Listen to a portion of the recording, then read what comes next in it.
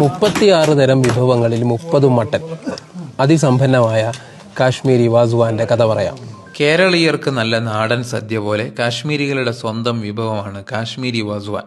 2 തരം ചോറും 2-3 പച്ചക്കറി വിഭവങ്ങളും ബാക്കി 30ഓളം മട്ടൻ വിഭവങ്ങളും ചേർന്നതാണ് പൂർണ്ണമായ വാസുവാൻ.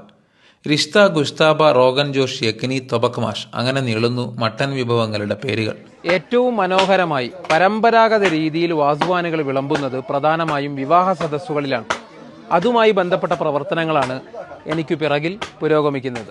ഇനിയാണ് കഥ ആരംഭിക്കുന്നത്. കുപ്വാരയിൽ എൻ്റെ ഒരു സുഹൃത്തിൻ്റെ വീട്ടിൽ വിവാഹത്തിൽ പങ്കെടുക്കാനെത്തിയതാണ് ഞാൻ. വരവേൽക്കുന്നത് വളരെ വ്യത്യസ്തമായ ചില കാഴ്ചകളാണ്. വാസുവാൻ പാചകം ചെയ്യുന്നതിനായി വിവാഹത്തലേന്ന് അതിരാവിലെ തന്നെ കലവറ സജീവമാകും.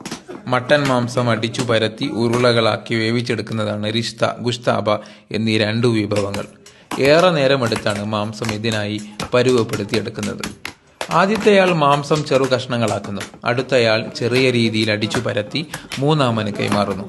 മൂന്നാമന്റെ ഉഴവും കഴിഞ്ഞ് പിന്നീട് മാംസത്തിലെ പാടകളെല്ലാം കളഞ്ഞ് ആവശ്യമായ മസാലകൾ ചേർത്ത് പൂർണ്ണ തോതിലാക്കിയെടുക്കുന്നത് 4മനാണ്.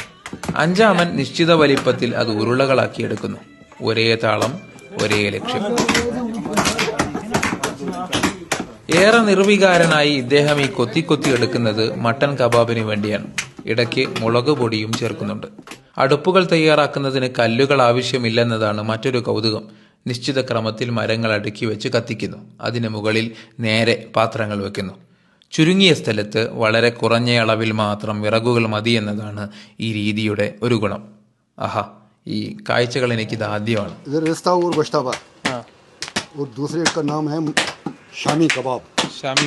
ഏകദേശം 10 പേരടങ്ങിയ സംഘമാണ് വാസുവാൻ തയ്യാറാക്കുന്നത്. പ്രധാനയാൾക്ക് വാസ എന്നാണ് വിളിപ്പേര്. ഭക്ഷണം തയ്യാറാക്കുന്നത് മാത്രമല്ല, വിളമ്പുന്നതും ഇവരുടെ ജോലിയാണ്. ഇനിയാണ് അടുത്ത കഥ.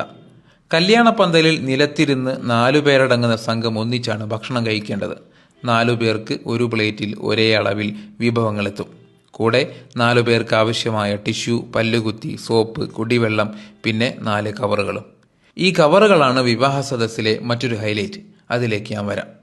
കൈകൾ കഴുകാൻ ഇരിക്കുന്നിടത്തേക്ക് വെള്ളമെത്തും. ഈ പാത്രങ്ങൾക്ക് താഷ് തിനാർ എന്നാണ് പേര്. ഇനി നമുക്ക് കഴിച്ചു തുടങ്ങാം. ഇപ്പോൾ വിളമ്പിയത് വളരെ കുറഞ്ഞ വിഭവങ്ങൾ മാത്രമാണ്. ബാക്കി വിഭവങ്ങൾ ഘട്ടം ഘട്ടമായാണ് തളികയിലേക്ക് എത്തുക. ഇതാ വന്നു. ഇതാണ് റിഷ്ത.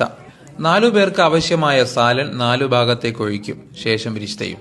അടുത്ത വിഭവമെത്തി. ഇതാണ് തൊബക്മാഷ്. ശേഷം സാഗു വന്നു, കബാബ് വന്നു, ഗുഷ്താബയും വന്നു. കൂടെ ഒരു പ്ലാസ്റ്റിക് കത്തിയും. ഗുഷ്താബ പക്ഷേ ഒന്നേയുള്ളൂ. ഇനി ഇത് 4 പേർക്ക് തുല്യ അളവിൽ വീതിക്കാൻ ഒരാൾ മുൻകൈയെടുക്കണം. അതാണ് രീതി. വിളമ്പുന്നതെല്ലാം കഴിക്കാനുള്ളതല്ല, കഴിക്കാൻ സാധിക്കുകയുമില്ല. പകരം നേരത്തെ തന്ന കവറിലേക്ക് ആവശ്യാനുസരണം മാറ്റിവെക്കാം. അത് നമ്മുടെ വീട്ടിലേക്കുള്ളതാണ്. ഓരോരുത്തരും അവരുടെ കവറുകളിലേക്ക് വിഭവങ്ങൾ നിറക്കുന്നു. കല്യാണത്തിൽ പങ്കെടുക്കാൻ വന്നവർക്കെല്ലാം മട്ടൻ വിഭവങ്ങൾ നിറച്ച കവറുകളുമായി മടങ്ങാം. കൗതുകം നിറഞ്ഞ കാഴ്ചകൾ. ഭക്ഷണശേഷം കൈകൾ കഴുകാൻ ഇരിക്കുന്നിടത്തേക്ക് തന്നെ വീണ്ടും താഷ് തിനാർ എത്തും. എന്തുമാത്രം വ്യത്യസ്തതകളാണ് നമ്മുടെ ഈ രാജ്യത്തുള്ളത് എന്നാണ് ഈ കാഴ്ചകൾ ഇങ്ങനെ കണ്ടു നിൽക്കുമ്പോൾ ഞാൻ ആലോചിച്ചത്. ആഹാ, ഗംഭീരം. ഇതിനെ സാർ, ഒരുപാട് കാലത്ത് ആഗ്രഹമായിരുന്നു ഒരു കശ്മീരി കല്യാണത്തിൽ പങ്കെടുക്കണം. അത് ഏതായാലും സാധിച്ചു. സംഗതി എങ്ങനെ ഉണ്ടായിരുന്നു? സംഗതി മനസ്സും നിറഞ്ഞ്, വയറും നിറഞ്ഞ്, കവറും നിറഞ്ഞ്. എത്ര മനോഹരമായ ആചാരങ്ങൾ. വീണ്ടും കാണാം.